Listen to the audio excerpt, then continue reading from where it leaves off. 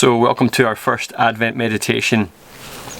I will caveat what I'm about to say by admitting this is an unresolved thought and it is very much in process. So hopefully as I offer it, then you can take it and chew over it yourself and, take it further and deeper, or discard it or receive it, one or the other.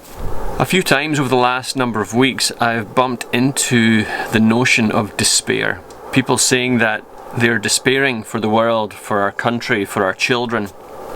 And you understand what they mean, because there are school shootings, there are tragedies in local hospitals, there are boats full of refugees that are lost at sea, there are any number of wars and famines and disasters and natural disasters that are around our world, and it can cause us to feel despair. That can be the word. But here's my thought, is that despair isn't really despair. Despair is actually longing, which is misunderstood. The reason we feel such angst, such disappointment, such lament, such hopelessness is not because we don't care, it's because we do care. It's because we see that the world is not meant to be this way, that we long for something better, something more beautiful, more powerful, more important. But I actually think that the ache of the human soul, in fact we're told in Romans 8, is the ache of creation.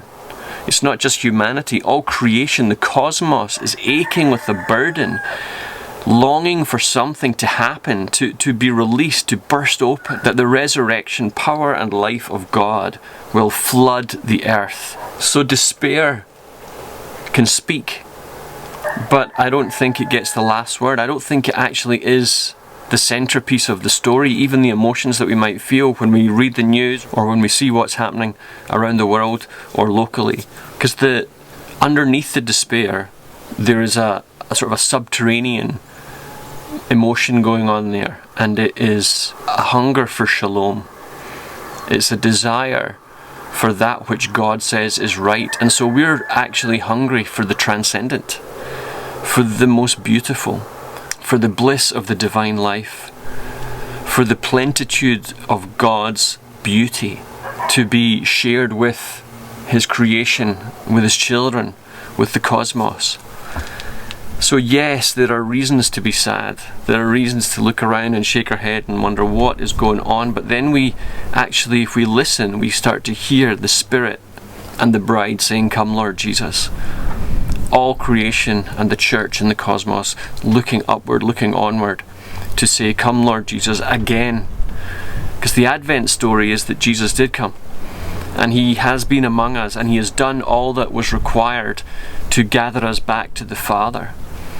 And now is the in-between, when it is tempting to despair, but that's really actually a witness to the fact that we're longing. We're longing for God and for His kingdom to come. So, short and sweet, ponder these things, and we'll check in again with each other soon. Peace.